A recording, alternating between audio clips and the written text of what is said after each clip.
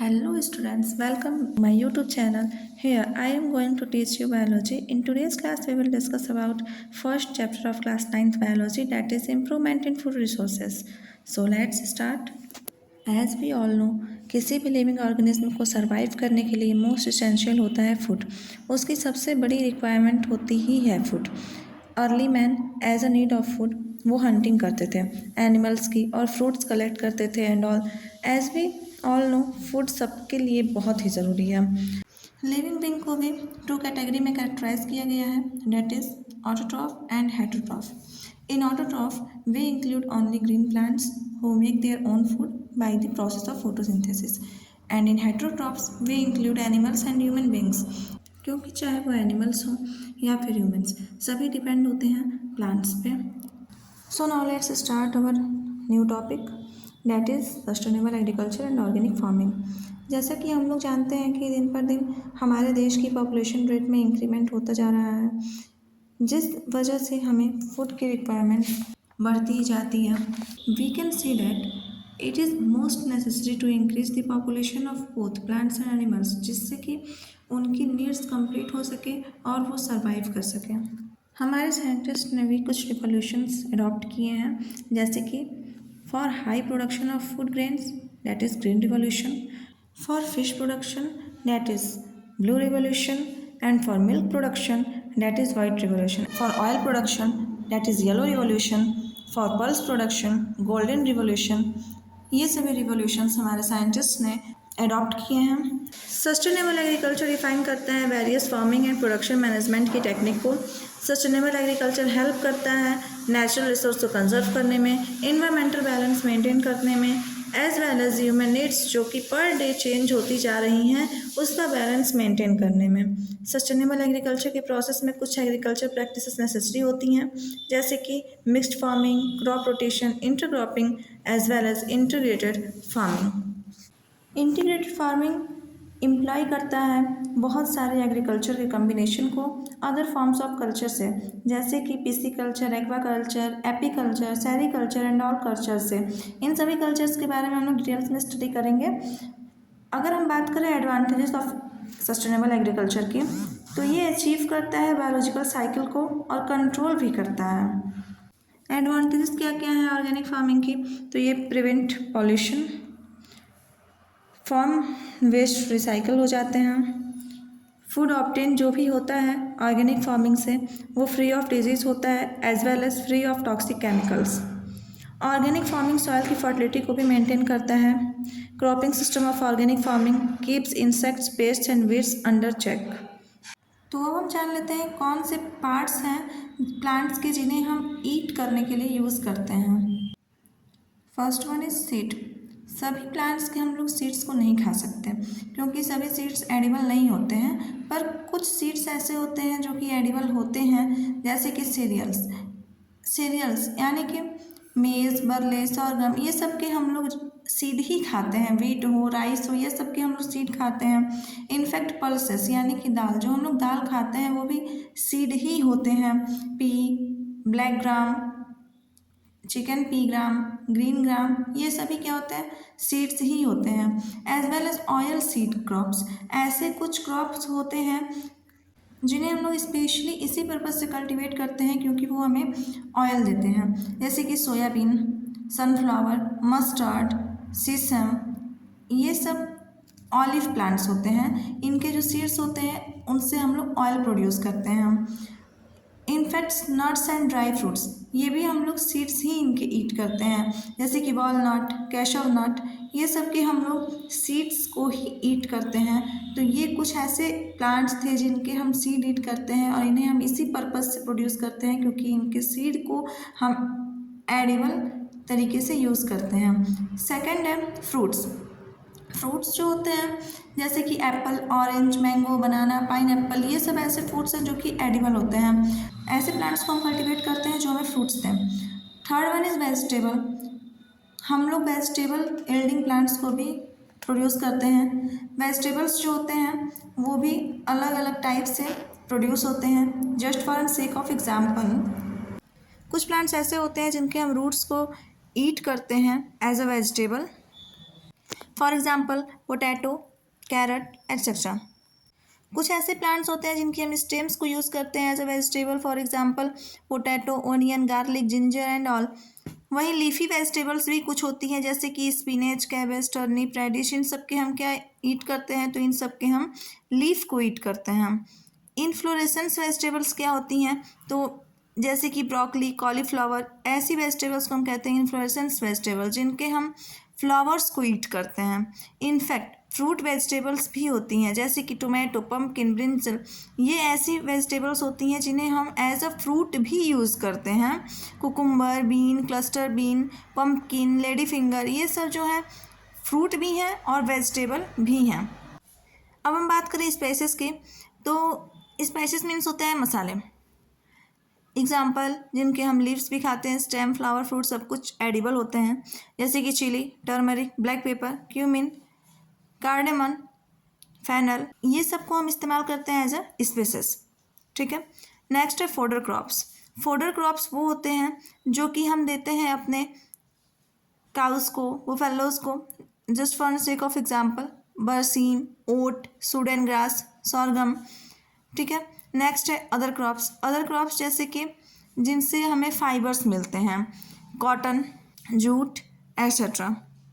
अलग अलग क्रॉप्स के अलग अलग सीजन्स होते हैं जिनमें वो कल्टीवेट की जाती हैं अकॉर्डिंग टू क्लाइमेटिक कंडीशन, कि किस क्लाइमेटिक कंडीशन पे कौन सी क्रॉप जो है वो सुटेबल रहेंगे। इन्हें दो मेन सीजन्स में हम लोग डिवाइड कर रखे हैं। First one is kharif and second one is rabi. अब हम अगर बात करें खरीफ क्रॉप की, तो खरीफ क्रॉप जो होती है वो रेनी सीजन में ग्रो की जाती है, जून टू अक्टूबर में, और इनको हम लोग समर सीजन क्रॉप्स भी कहते हैं। और खरीफ क्रॉप जो कि लगभग सभी लोग कल्टीवेट करते हैं वो होती हैं सीरियल्स, पल्सेस, पैडी यानी कि राइस, मेज, मिलेट, ग्राउंडनट, ये सब मेन खरीफ क्रॉप्स हैं। ठीक है। वेजिटेबल्स भी होते हैं खरीफ क्रॉप्स में जैसे कि spinach, garlic, lady finger, pumpkin, brinjal, ये सब कुछ ऐसे वेजिटेबल्स हैं जो कि खरीफ क्रॉप में ही आते हैं, इंक्लूड होते हैं। और वैसे कौन से फ्रूट्स हैं जो खरीफ क्रॉप में आते हैं, तो हो गया आपका मैंगो, लीची एट्सेट्रा। वहीं अगर हम बात करें रबी क्रॉप्स की, तो रबी क्रॉप्स जो होती हैं वो नवंबर से अप्रैल के मंथ में ग्रो की जाती हैं। रबी क्रॉप्स जो होती हैं उन्हें हम विंटर क्रॉप भी कहते हैं। रबी क्रॉप में वीट, बरले, ग्राम, मस्टर्ड, ये सब आते हैं। वहीं वेजिटेबल की बात करें तो कैबेज, कॉलीफ्लावर, कैरेट, और अगर फ्रूट की बात करें तो एप्पल, पोमेग्रेनेट एट्सेट्रा, ये सब आते हैं रबी क्रॉप्स में। जैसे कि इल्डिंग, प्लांट्स की जो इल्डिंग हो रही है उसमें इम्प्रूवमेंट कैसे हो, मोर अमाउंट में प्लांट प्रोड्यूस कैसे हो, सीरियल्स प्रोड्यूस कैसे हो, तो इसके लिए कुछ साइंटिस्ट ने कुछ अप्रोचेस निकाले हैं जिससे कि हम हाई अमाउंट में प्लांट को ऑब्टेन कर सकते हैं, क्रॉप को ऑब्टेन कर सकते हैं। तो first one is crop production management, second is crop variety improvement and third one is crop protection management. So now discuss about crop production management. India जो है वो एक ऐसी एग्रीकल्चर बेस्ड कंट्री है जिसमें कि एग्रीकल्चर को बहुत ही ज़्यादा बढ़ावा दिया गया है। ठीक है। लगभग सभी लोग कुछ ना कुछ क्रॉप्स को कल्टीवेट करते हैं, हाई इल्डिंग, लो इल्डिंग, नो इल्डिंग, जिसके पास जितना भी कैपेसिटी होता है वो उतने क्रॉप्स को प्रोड्यूस करते हैं। क्रॉप को प्रोड्यूस करते समय ये चीज़ का ध्यान रखना पड़ता है कि हम ऑर्गेनिक फार्मिंग ही करें जिसमें कि कोई भी केमिकल्स का यूज़ ना हो। और इसमें हमें दो चीज़ों का और भी ध्यान रखना पड़ता है कि जैसे कि न्यूट्रिएंट मैनेजमेंट अच्छे से होना चाहिए, क्रॉपिंग पैटर्न सही होना चाहिए, as well as third one is जो मोस्ट इंपॉर्टेंट है, इरीगेशन अच्छे से होना चाहिए। ठीक है। अब हम बात करें अगर न्यूट्रिएंट मैनेजमेंट की, तो न्यूट्रिएंट मैनेजमेंट यानी कि एक परफेक्ट सिलेक्शन, परफेक्ट टाइमिंग और परफेक्ट अमाउंट को कंट्रोल करना। जैसे कि अलग अलग प्लांट्स जो होते हैं वो डिफरेंट अमाउंट ऑफ वाटर उन्हें चाहिए होता है। जैसे कि कुछ प्लांट्स ऐसे होते हैं जिन्हें ज़्यादा पानी नहीं चाहिए होता है और कुछ प्लांट्स ऐसे होते हैं जिन्हें हाई अमाउंट ऑफ वाटर चाहिए होता है। लगभग 40 एलिमेंट्स ऐसे होते हैं जो कि पाए जाते हैं खाद में, लेकिन हमें सिर्फ और सिर्फ यूज़ कितने की होती हैं, तो लगभग 16 ही एलिमेंट की। इसलिए ऑर्गेनिक फार्मिंग भी इम्पॉर्टेंट है। और ये जो 16 एलिमेंट्स होते हैं इन्हें हम कहते हैं एसेंशियल एलिमेंट्स, और यही होते हैं एसेंशियल प्लांट न्यूट्रिएंट्स। किसी भी प्लांट के प्रोडक्शन के लिए मोस्ट इंपॉर्टेंट सोर्स क्या होते हैं? तो air, water and soil. Air यानी carbon and oxygen, water means hydrogen and soil means nitrogen, phosphorus, calcium, potassium, sulphur, magnesium, iron, manganese, boron, zinc, chlorine and all, ये सब important होते हैं। ठीक है, अगर हम इसेंशियल न्यूट्रिएंट्स की बात करें तो एक होते हैं मैक्रो न्यूट्रिएंट्स। मैक्रो न्यूट्रिएंट्स यानी कि ऐसे न्यूट्रिएंट्स जो कि हाई अमाउंट में क्रॉप को चाहिए ही होते हैं, जैसे कि oxygen, hydrogen, carbon, potassium, calcium, magnesium, sulphur, ये सब इम्पॉर्टेंट होते हैं, मोस्ट इम्पॉर्टेंट होते हैं किसी भी क्रॉप के यील्डिंग के लिए। वहीं अगर हम बात करें मैक्रो न्यूट्रिएंट्स की, तो वो एक ऐसे न्यूट्रिएंट्स होते हैं जो कि अगर स्मॉल क्वांटिटी में भी रहें तो प्लांट्स उसको एब्जॉर्व कर लेते हैं।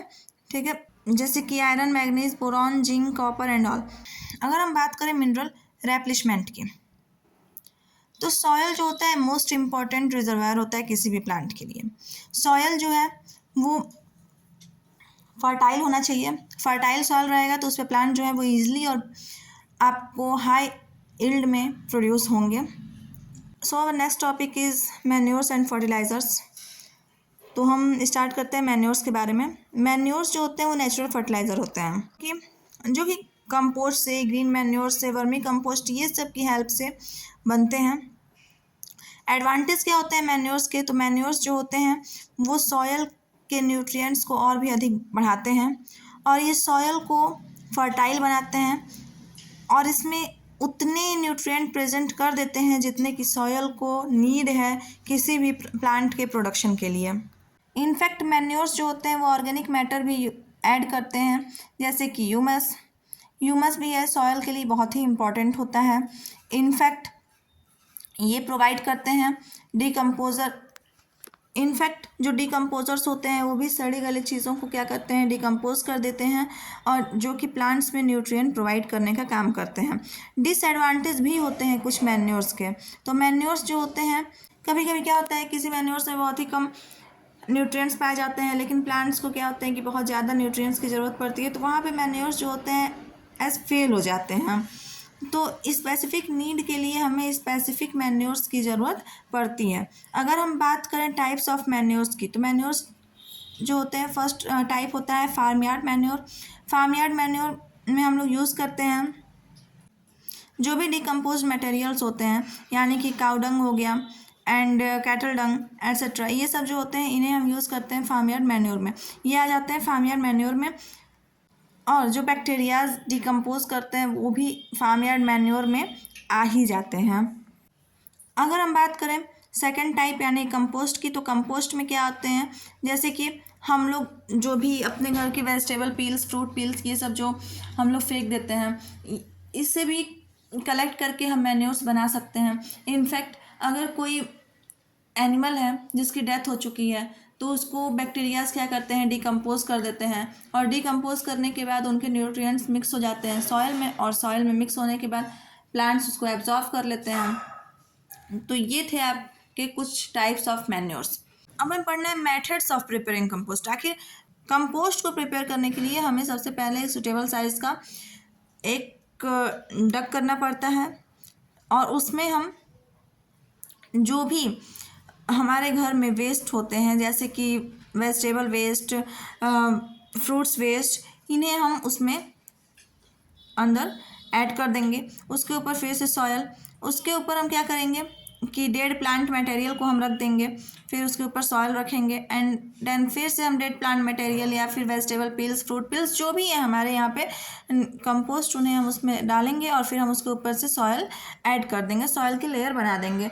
और कुछ टाइम के बाद जब हम देखेंगे तो उसके अंदर कंपोस्ट तैयार हो गए रहेंगे। मैन्योर्स एक बहुत ही अच्छे अमाउंट में तैयार हो गए रहेंगे जो कि बहुत ही बेनिफिशियल होते हैं किसी भी प्लांट्स के यील्डिंग के लिए। अगर हम थर्ड टाइप ऑफ मैन्योर की बात करें तो वो होता है ग्रीन मैन्योर। ग्रीन मैन्योर यानी कि प्लफिंग। सबसे इम्पॉर्टेंट पार्ट होता है प्लफिंग। किसी भी प्लांट की यील्डिंग के लिए इम्पॉर्टेंट प्लफिंग होता है। प्लफिंग में हम लोग क्या करते हैं, क्रॉप्स को आसानी से सभी न्यूट्रिएंट्स एक साथ मिक्स करके दे सकते हैं। ऐसे भी कुछ क्रॉप्स होते हैं जिनको बहुत ही ज़्यादा ही न्यूट्रिएंट की ज़रूरत होती है, जैसे कि rice, maize, sugar cane, cotton, wheat etcetera. ये सब ऐसी प्लांट्स हैं जिन्हें कि हाई अमाउंट ऑफ न्यूट्रिएंट की ज़रूरत होती है। तो अब तक हमने पढ़ा मैन्योर्स के बारे में, अब हम स्टार्ट करते हैं फर्टिलाइज़र्स के बारे में। फर्टिलाइज़र्स क्या होते हैं? तो फर्टिलाइज़र्स जो होते हैं वो फॉर्म होते हैं मैन मेड, यानी कि यूज़ करके केमिकल्स का। तो केमिकल्स का यूज़ करके हम लोग तैयार करते हैं फर्टिलाइज़र्स को। फर्टिलाइज़र्स जो होते हैं वो सप्लाई करते हैं नाइट्रोजन, फास्फोरस, पोटेशियम, ये सब फर्टिलाइज़र प्रोवाइड करते हैं प्लांट्स को for better growth of plants. Fertilizers को भी हम लोग 4 ग्रुप में डिवाइड कर रखे हैं। First one is nitrogenous fertilizer. Nitrogenous fertilizer यानी कि जिसमें कि नाइट्रोजन माइक्रो न्यूट्रिएंट ही उसका नाइट्रोजन होता है। Second one is phosphatic fertilizer जिसका माइक्रो न्यूट्रिएंट फॉस्फोरस होता है। Third one is potassic fertilizer जिसका माइक्रो न्यूट्रिएंट पोटेशियम होता है। And fourth one is complex fertilizer जिसका माइक्रो न्यूट्रिएंट जो होता है वो एटलीस्ट 2 और मोर न्यूट्रिएंट से मिलकर के बना रहता है, जैसे कि P2O5, K2O, nitrophosphate, ammonium phosphate, ये सब जो होते हैं वो कॉम्प्लेक्स फर्टिलाइजर्स होते हैं। यहाँ पे कुछ डिफरेंस है मैन्योर और फर्टिलाइजर्स के बारे में, तो इनकी आप कंपैरिजन आप एक बार खुद से स्टडी कर लीजिए, और कोई भी डाउट रहता है तो आप कमेंट सेशन में मेंशन कर सकते हैं।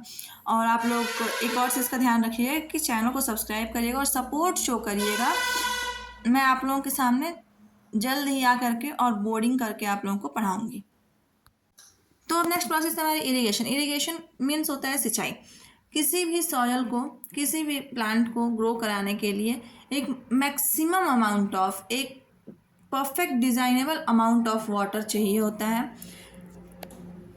तो इरिगेशन एक ऐसी प्रोसेस है जिसमें कि हम वाटर सप्लाई करते हैं किसी भी क्रॉप को फॉर बेटर ग्रोथ। तो वाटर हम कैसे सप्लाई करते हैं? Through canals, wells, reservoirs, tubewells etcetera. अगर हम बात करें what is advantages of irrigation, तो first one is crop plants होते हैं उन्हें फ्रेश वाटर की ज़रूरत होती है, जिसमें कि 2 एलिमेंट्स उनको इसेंशियली मिल जाते हैं, हाइड्रोजन एंड ऑक्सीजन। सेकंड उसका एडवांटेज ये है कि इरिगेशन जो होता है वो नेसेसरी इसलिए भी होता है ताकि सॉइल में परफेक्ट मॉइस्चर बना रहे, जिससे कि जर्मिनेशन ऑफ सीड आसान रहेगा, और क्योंकि ड्राई सॉइल में जर्मिनेशन ऑफ सीड नहीं हो पाता है।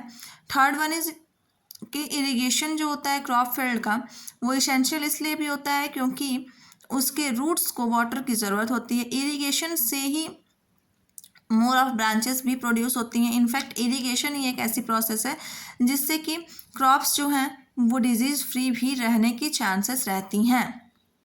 ओके स्टूडेंट्स, तो इसके आगे के हम टॉपिक्स पढ़ेंगे अपनी नेक्स्ट वीडियो में। So stay continue and keep supporting. Thank you.